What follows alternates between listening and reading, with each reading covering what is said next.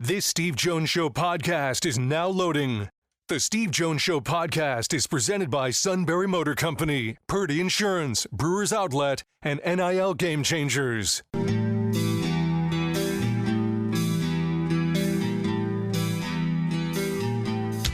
Bringing you an in-depth look at Penn State sports and more. This is the Steve Jones Show on News Radio 1070 WKOK. The Steve Jones Show is presented by Purdy Insurance, Brewers Outlet, and Sunbury Motor Company. Now from the Sunbury Motor Studio, here's Steve Jones. Sunbury Motors, 4th Street in Sunbury. Sunbury Motors Kia, routes 11 and 15 in Hummels Wharf, and online at sunburymotors.com. Ford, Kia, Hyundai, best in new inventory. Great pre-owned inventory with the Sunbury Motors guarantee, which is so important, by the way, because it is, you're going to get something pre-owned. You're like, hey, guys, I want to make sure it's gone over with a fine-tooth comb. They do that. It is all at Sunbury Motors, 4th Street in Sunbury. Sunbury Motors Kia, routes 11 and 15 in Hummels Wharf, and online at sunburymotors.com. Greg Pickel joins us from on3.com. Greg, always a pleasure. Steve, good to be with you. Happy bye week to you. Yes, happy bye week. Yes, we're at the bye week. There are certain moments where teams in any sport show you something. What did Penn State show you on Saturday? Yeah, I think we could probably do the entire segment on just that question alone, Steve. You saw, as well as I did and everybody else watching, that Penn State answered the bell time and time again in that game. And I think if you went back and looked at my season predictions or any, various fan media season predictions, whatever it might be, across the internet and on social media, this game was a huge question mark for a lot of people who follow this program, either because they thought Penn State would struggle going on the road in a quote-unquote big game environment, or they thought USC might just overwhelm this team, or maybe that the offense wouldn't have enough firepower to win. I think there's any number of reasons, at least back in August, that a lot of people questioned this game as whether Penn State would win this game or not. And Penn State answered all the questions to its credit. Again, it was resilient over and over again. It didn't let interceptions impact the way the offense performed. We just talked to Andy Kolonicki a few minutes ago. Tom Allen was available today as well. And Kolonicki said that the touchdown pass Drew Aller threw to Nick Singleton to tie the game late in the fourth quarter is the same one that he threw an interception on earlier in the game. And the fact that Penn State went back to him, that he was not rattled, that Andy Kolonicki wasn't rattled, I'm not sure if that's something we see a year ago, but we've seen it all season long, and certainly this game and that play was another indication of Drew Aller's growth and the changes in this offense as well. So I think that, again, no matter what you want to talk about, special teams with Ryan Barker, you questioned whether or not Penn State had a kicker that could perform when it mattered most. He was 4 for 4, including a game-winning overtime kick. And that USC kicker was darn good, too. He did not come through when the Trojans needed him to in overtime. Ryan Barker did. And now you feel really good about that portion of the special team. So you look at that. Obviously, defensively, Penn State buckled down after those 3 straight scoring drives in the first half to really take over yet again in the third quarter and in the second half, which is what it's done all season. And I think to a man, from the coaching staff to the players and everybody in between, as James Franklin said after the game Saturday in Los Angeles, they want to be a 4-quarter team, and it's great to be a second-half team, but they want to be more complete than that. So they're still working toward that. But, again, they showed that if that's the way they have to win, that's the way they're going to win. And, again, I'm just not sure coming into the season that you would have believed it necessarily until you saw it with your own eyes. Now that we did, you know exactly what you're getting with this team, and certainly there's ways for it to improve and give a better version of itself. But it's been, so far so good throughout the 6-0 start. Tyler Warren's performance in a lot of ways speaks for itself, but what has been your perspective in watching the variety of ways that Andy comes up with to get him in a position to be a part of the offense? Yeah, it's pretty incredible. You can tell listening to Andy Kotelnicki how much he enjoys the process him and the staff go through, finding creative ways to build off of things they have shown opponents previously and give it to them in a different and unique way down the road, whether it was a couple months ago, a couple weeks ago, what have you. So, yeah, Tyler Warren, certainly, Kotelnicki just got done talking about it. When you combine, his football IQ, his football smarts, and his football savviness with all of the talent he has as a 6'6", 261-pound, big, athletic tight end who can move and who has a quarterback background and also, as you said after the game last week, an offensive line background going back to when he first started playing football. The options and opportunities for Penn State to use him are endless. And obviously we've all seen that. He's throwing the ball, he's catching the ball, he's running the ball. He's a wildcat quarterback. His blocking, I think, is the one thing we don't talk about enough. He's tremendous in that aspect as well, certainly. Just like any lineman or any blocker, when the less you talk about them doing those things, typically the better off you are. But he's certainly thriving in that area as well. The 17 catches and the snap and score and things like that, of course, draw the headlines and are the fun things to talk about. But the things he does when he's not doing those fun things and exciting things and what draws headlines and SportsCenter top 10 plays and things like that, I think is really the biggest and best part of his game. So, yeah, it's been fascinating to watch how the staff has used him. And to his credit, it's been fascinating to see how well he can handle so many different tasks and never seem like he's bothered. It never seemed like one is better than the other or that he can do X better than he can do Y. He's doing all of it at a high level, and his Penn State offense is certainly better for it. Also, somebody that came to Penn State with expectations is Julian Fleming. People have been waiting for him to make some big plays. In fact, against UCLA, when he gets stopped at the 2-inch line, the crowd was ready to erupt because they're rooting for him so much. On the 2 fourth-down plays, what did Andy and others say about those plays, especially the way Fleming attacked the ball and got it? Yeah, I mean, again, I think this was not said by Andy Kotelnicki really or anyone within the program, but just the idea stands, like we talked about a minute ago with Drew Aller.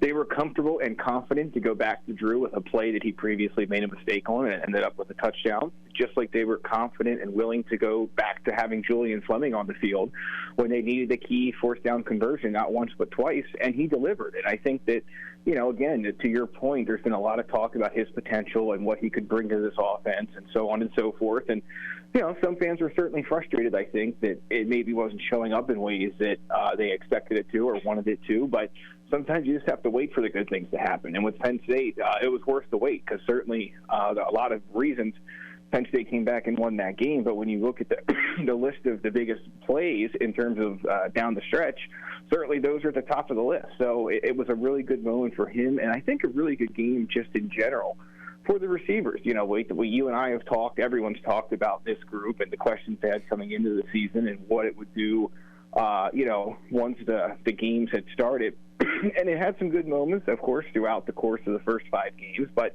to me, this was the first time, for 4 quarters that, even with the drops in the first half and things like that, the offensive pass interference specifically for Fleming, those guys made big plays in the second half when Penn State needed them. It was Trey Wallace, it was Amari Evans, it was Liam Clifford, and of course it was Julian Fleming. So I just think overall this was a step forward game for these guys, and if they keep playing that way, they're going to like the results, and so are Penn State and its fans moving forward. On defense, not talked as much because of how Penn State's a fun offense to watch. I mean, But on defense, Tom Allen, from the time he came in, had a way he wanted to play, Greg. And he went through the winter, planned it, used it in the spring, all set.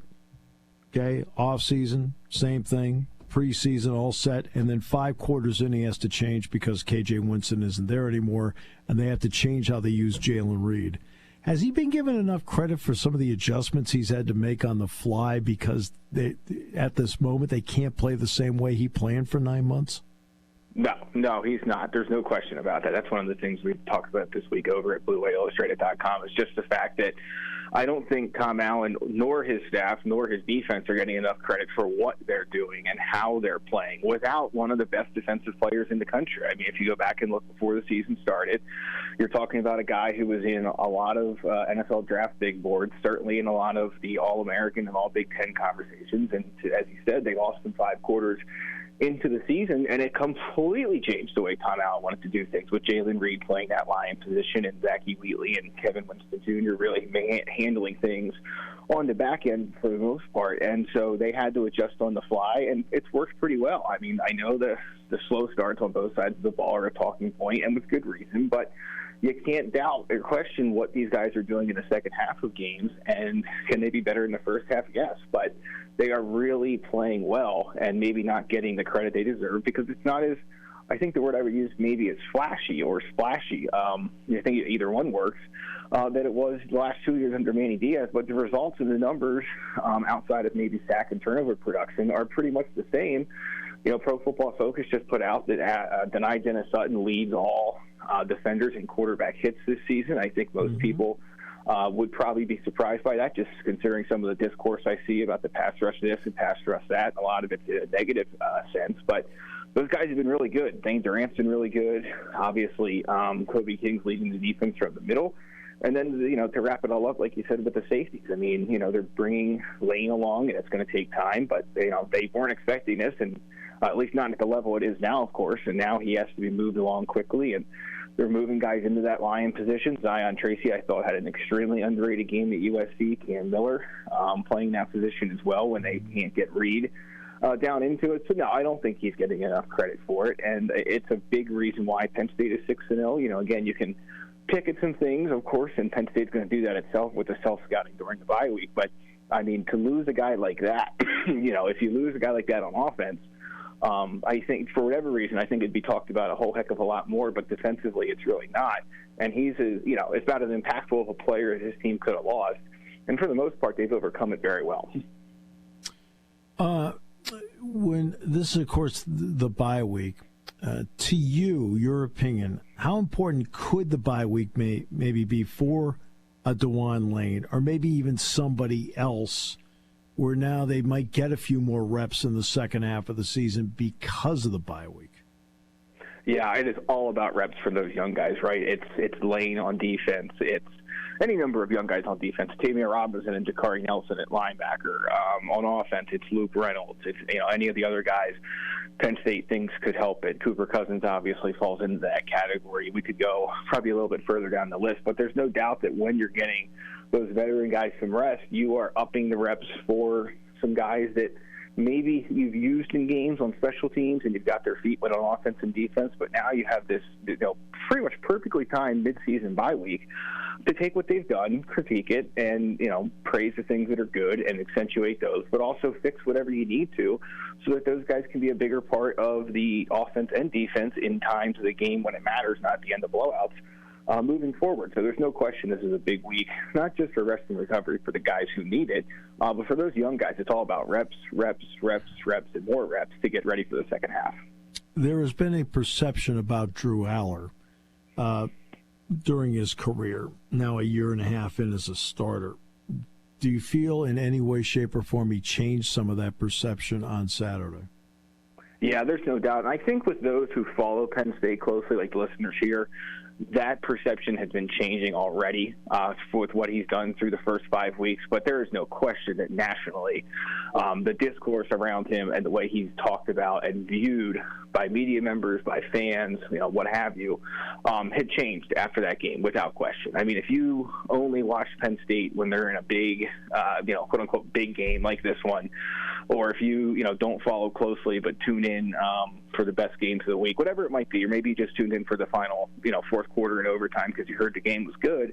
If that's how you typically consume and follow Penn State, you know, you remember Drew Aller that was very different in those kind of situations last year from what people saw on Saturday at USC. So, yeah, I think the entire conversation around him has changed. And, look, it's completely right and fair to give credit for that to Andy Kotelnicki and to Danny O'Brien, but don't forget to give Drew Howler a lot of credit in that conversation, too. It's not just what those two have brought in and done for him. It's how he's taken that coaching and that advice and so on and so forth and become a better player. He evolved as a player from year one to the halfway point of his second season as a starter. It's clear he's more assertive. He's more confident.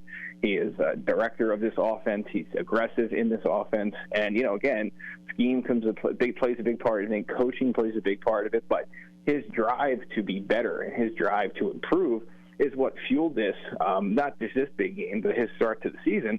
And it's all paid off in a very big way for him. So, yeah, certainly I think, like I said, locally, regionally, nationally, the conversation is different after Saturday, and it was probably a little bit different locally and maybe even regionally before. But now when you're talking big picture across the country, it's changed as well. I do have to slip in a little bit about wrestling at this point with you because you do such a great job. I mean, Jeff Byers is the best wrestling announcer in America by far, but you're one of the preeminent guys who writes about the sport. So let me just a couple things. How do you like the way the schedule lays out and the fact that there are 2 Jordan centers and not one? Because Cale's always really resisted 2. Yeah, so let me take you into just a different direction quick, Steve, because we do have some news developing on that front today. Greg Kirkfleet's no longer going to wrestle in the NWCA All-Star Classic. Iowa State actually announced just about an hour ago that one of its wrestlers, Younger Pastida, is going to wrestle with a heavyweight match against Ohio State Nick Feldman. Don't have any info on that yet. Flo hasn't said anything. Penn State, of course, hasn't either. But 5 Nittany Lions still are set to compete in that event next month at Rec Hall. Kirkfleet's out for whatever reason, so we'll see what we learn on that front, but something to watch for sure. And then as for the schedule, yeah, we're a month away from Drexel coming to town one day after that NWCA All-Star Classic, and I think it's a really intriguing schedule. I love the fact that they're taking Iowa and Michigan to the BJC like they did a couple years ago. I think it's great for the fans. I think it's great for the sport. And, Cale Sanderson, I think it was 2 years ago, talked about the fact that it certainly seemed like he was a little bit more open to that idea maybe than in past years. So not a huge surprise there. But, yeah, I like the schedule. I like that they're going to the collegiate wrestling duels in Nashville in December. I think that's going to create great competition and a great college wrestling environment. I think the home schedule is pretty fun. The Big Ten's part of it, outside of Iowa and Michigan, maybe not as enticing to a lot of fans, but you have Wyoming coming to Rec Hall, which is a really interesting matchup, a school that Penn State has not faced before. They go on the road back to the PTL Center to face Lehigh and Allentown. That'll be a sold-out Raucous event. So I think the schedule sets up a lot of, in good ways for the fans and in good ways for the program to get to that point that Cale Sanderson always talks about, which is being ramped up for the postseason and ready to go for Big Tens and Nationals. All right, so now let's get to what's a tough question. Penn State and all the other Big Ten schools are not involved in this question, but you and I both know the finances in intercollegiate athletics are going to dramatically change in 9 months. As soon as April 7th comes and goes and the deal is approved on the House settlement, people are going to have to come up with money. Now, it's not going to affect the Big Ten at all, but is there concern in the wrestling ranks that some people may take a long, hard look, not just at wrestling, but at other programs, because there may be some people out there that feel like they need to save money? Yeah, I don't know. It would be interesting. I don't know if Penn State necessarily will find itself in that boat, but no. Penn State won't. Yeah, absolutely. Right. Go ahead, Steve. Yeah, as I said, Penn State won't, and no Big Ten group will. But outside of those 14 schools, is there some concern? Yeah, I don't think there's any question. I mean, Campbell is one school that there's already talk about maybe eliminating some sports, wrestling I think being one of them, baseball possibly being another, and that's just the tip of the iceberg. That's just one school that seems, for whatever reason, those potential plans have become public, but that's not the only school that's going to have those conversations. It'll just be really interesting to see how this plays out, because there's a lot of schools that will find themselves in that position, and what do they want to prioritize? What do they want to try and put their money toward? And will a lot of them just go with football or basketball because those are sort of the quote unquote big brand sports, or will some of them lean into the games they have, or the sports rather that they have, that are maybe not as big money makers but successful, and ones their alumni and donor base and things like that really cling to. So yeah, there's a lot of tough questions that have to be answered by a lot of programs around the country as this thing all unfolds, because ultimately at the end of the day, it's all about money, it's all about finances, and it's all about revenue, and schools will have to make tough decisions about these things because of that. Yeah, because Penn State especially, and the Big Ten, they will do nothing. It'll be status quo there because everybody loves it, and it's awesome at all those schools. It's just some of them that are like in the middle to the smaller ones may have to make some decisions. That's the only reason I bring it up. So, all right, Greg, always a pleasure. I don't care what topic it is. You're terrific. Thanks so much. All right, you too, Steve. Thank you. Talk to you soon. Greg Pickel, on3.com. I hope everybody sees my point here. This is not a Penn State question. It's not a Big Ten question. But there are a lot of programs across the country. If you have added the sport of wrestling recently, question is now, can you afford to do this because of the new economic reality? We'll come back with more in a moment here on News Radio 1070 WKOK. October is Truck Month at Sunbury Motors with over 100 new trucks to choose from. Sun, ride with the sun, Sunbury Motors. SMC has 12 of the hard-to-find Ford Maverick trucks, priced as low as $27,890, and they get up to 42 miles per gallon. Pick from over 40 of the number-one selling truck in the world, the Ford F-150, and Sunbury Motors has them slashed up to $12,416, and 4x4 Super Cruise are priced from just $46,874. Sunbury Motors in the North 4th Street Auto Plaza, proudly owned by the Mertz family for over a century. Hurry, sale ends Halloween Eve, October 31st.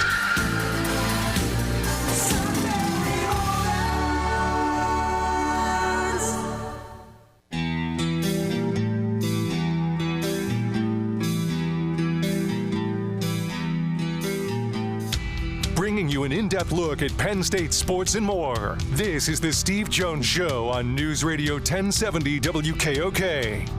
The Steve Jones Show is presented by Sunbury Motor Company, Purdy Insurance, and Brewers Outlet. Now from the Sunbury Motor Studio, here's Steve Jones.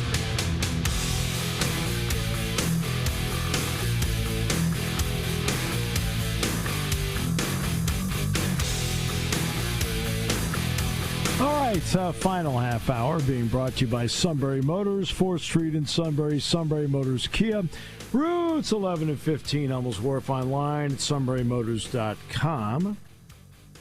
You heard Greg Pickel talk about Greg Kirkfleet, the opening NWCA wrestling tournament. Kirkfleet was expecting in an all-star meet to wrestle. He's not going to. Now, why he's not going to, they haven't said yet. But so that's just something to keep an eye on. That is something to keep an eye on.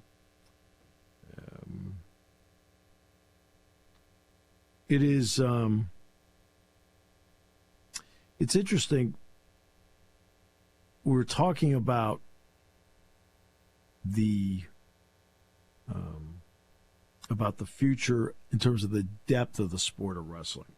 And that's not the only sport where this debate is going to come up. As an exercise with my class the other day, we took because everything's going to be a roster limit. I think wrestling gets, 34, I think? Men's wrestling, 34. And you know darn well Penn State will do everything they can to get them to 34. Right. Okay. But we decided to take every single sport that Penn State has. I mean, we got the list of what the current scholarship number is and what the new roster limit will be as a scholarship. And we decided to add it all up. And I'll tell you the figure that we used.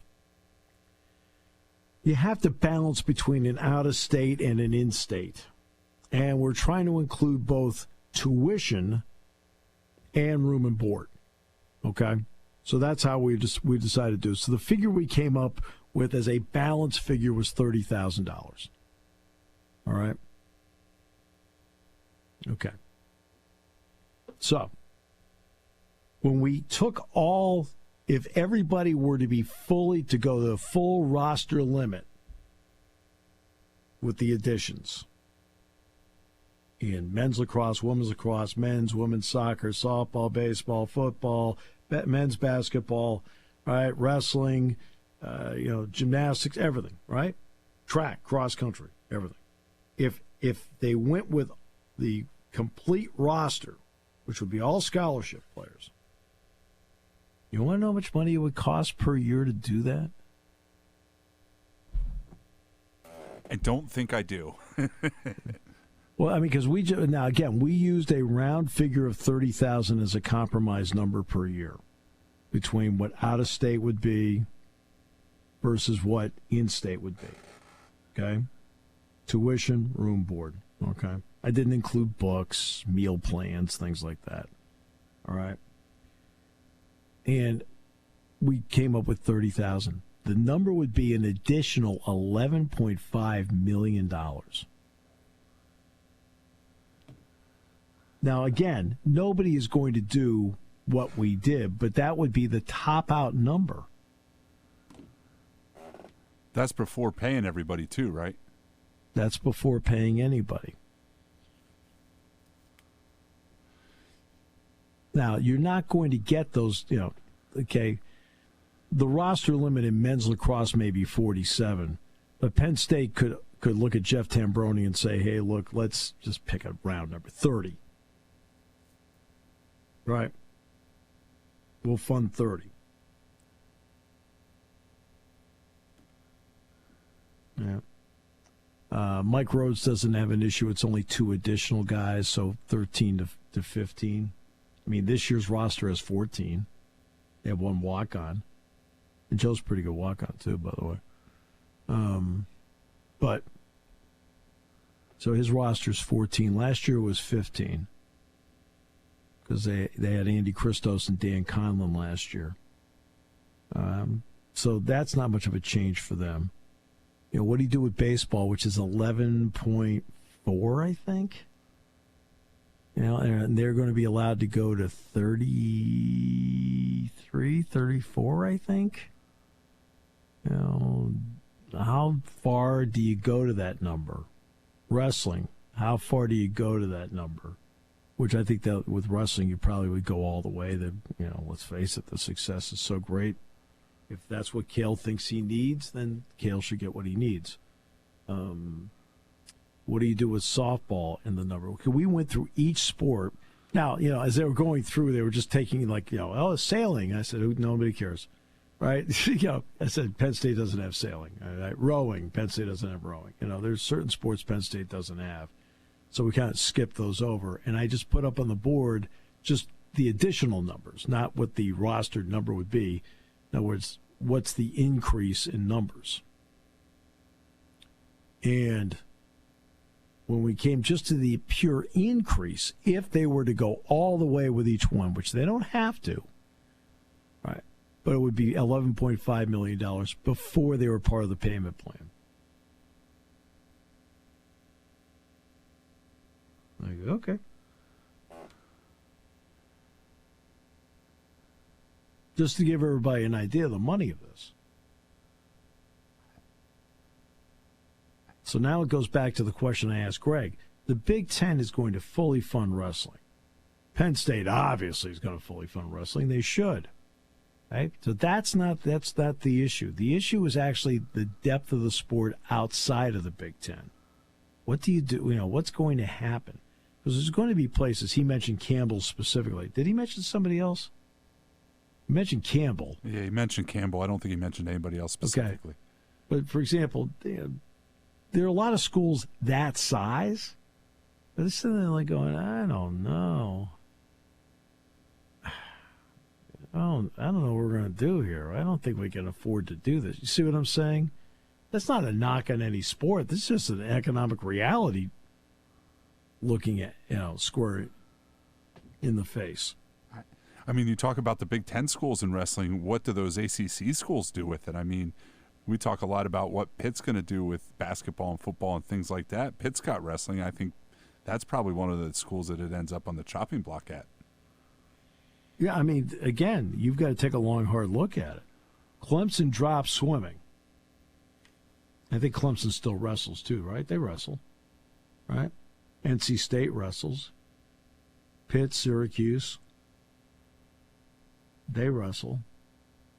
Who else in the Big Ten wrestle? In the ACC wrestles? Virginia Tech, obviously. Who else in the ACC wrestles? North Carolina. Clemson does not wrestle. Clemson does not wrestle. Not since 1995. Well, I guess I missed that one.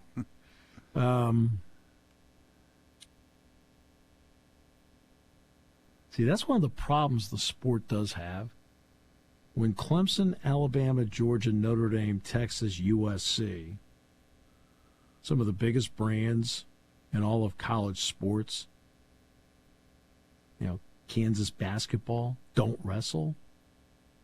See, it's one thing to sit there and say, hey, great news, Tennessee, Chattanooga added the sport. No, what would be great news is if Alabama added the sport.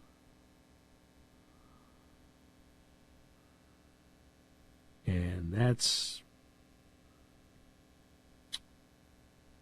and now you've got, and I'm not saying it's primary in anybody's list. For example, Clemson drops swimming and diving. Ohio State is going to move men's gymnastics to a club sport, in all likelihood, right? And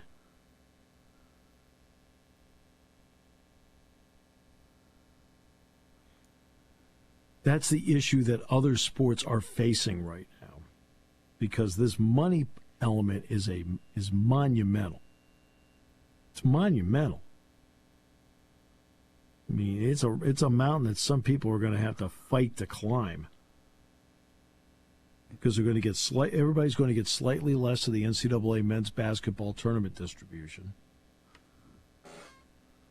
They will get more in college football playoff distribution, which will help.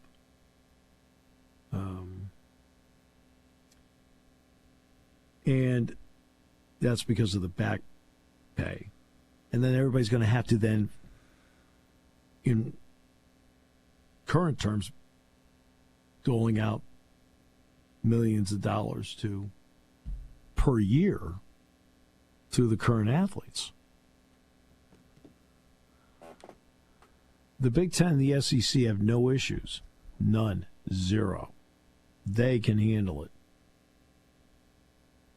So that's not the issue in the Big Ten or the SEC, but everybody else, there might be decisions that need to be made. Just a thought. Just a thought.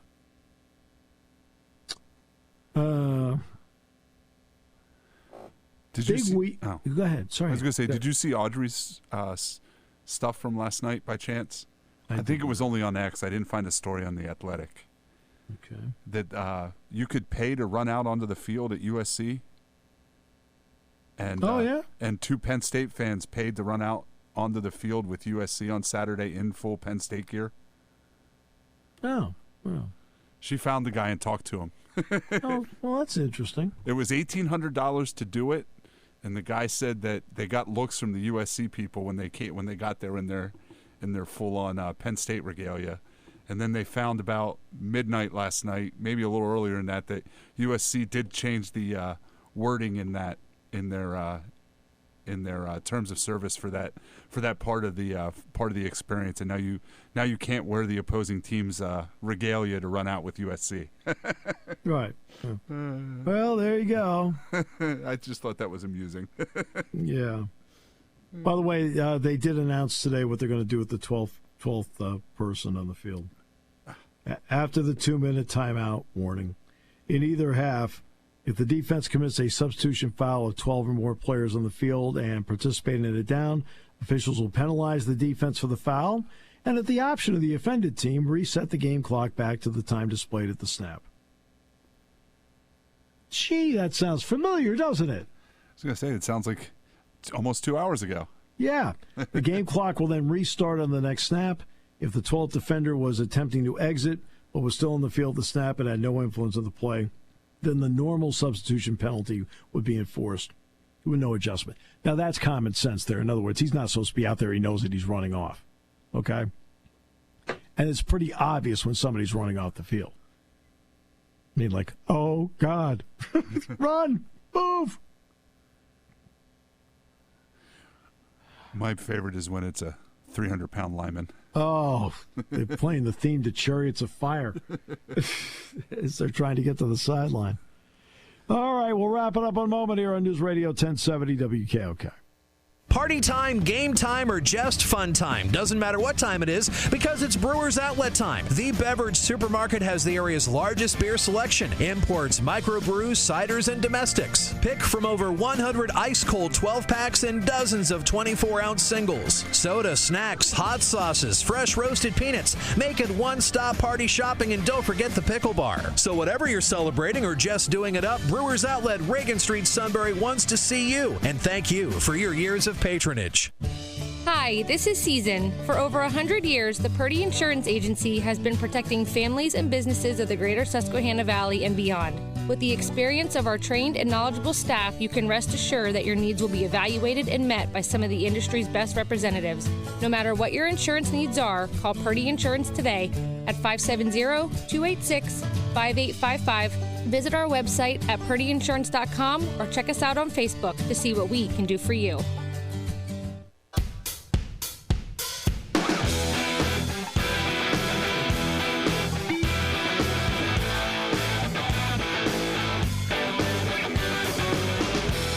Great to be with you. There we go. All right, so tomorrow, Adam Rittenberg on the show. Looking forward to that. High School Roundtable is tomorrow on the show as well. And no Matt Catrillo tomorrow, by the way. I just thought I'd mention that because I thought it would increase the ratings. What? What?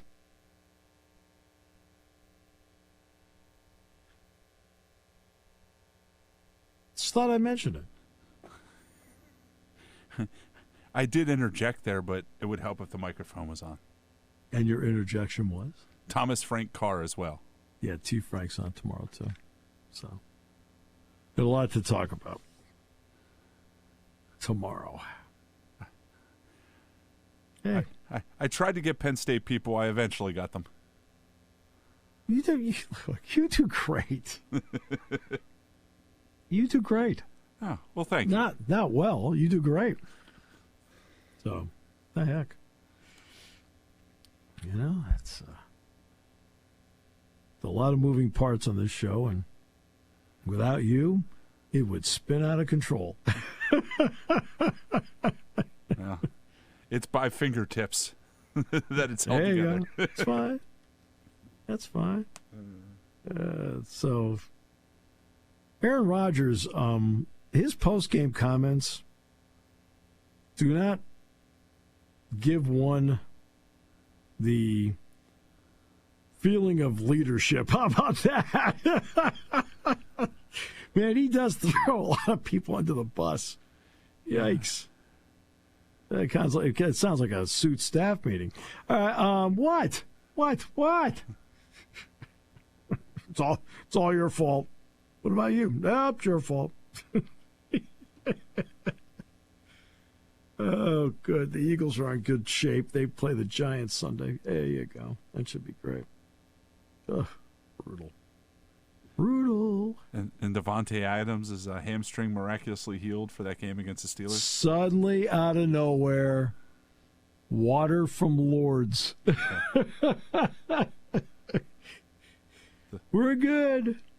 Somebody laid hands on him, apparently, between Las Vegas and New York City. Amazing. You know, suddenly out of nowhere, Jets fans are buying Taco Bell. All right.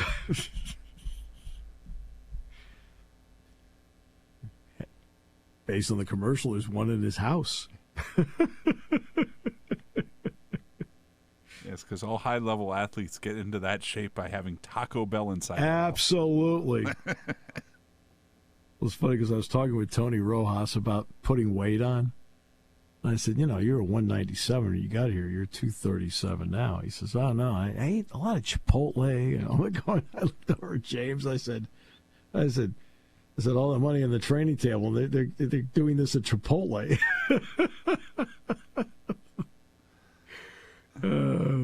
Actually, there are 2 games tonight. You know that? No, I did not realize Besides that. the Mets and Dodgers. Yeah. You have tonight on ESPN2, Western Kentucky at Sam Houston. And you have Florida International down in El Paso to take on UTEP. And, of course, the Dodgers and Mets play at 8:08. Series tied at 1. And I think Walker Buehler goes tonight. Yeah, Buehler against Luis Severino. I have other things on my mind, Steve. My basketball season opens tonight. Well, go for it. Enjoy it. I enjoy it, but coaching 9, 10-year-old girls is the toughest thing I do all year. Oh, brutal. Yeah, there's a lot of teaching. And they still play guppy ball, where the ball goes and they all run toward it instead of running to the right spot. I call it amoeba ball, but yes. It's just one big organism moving around.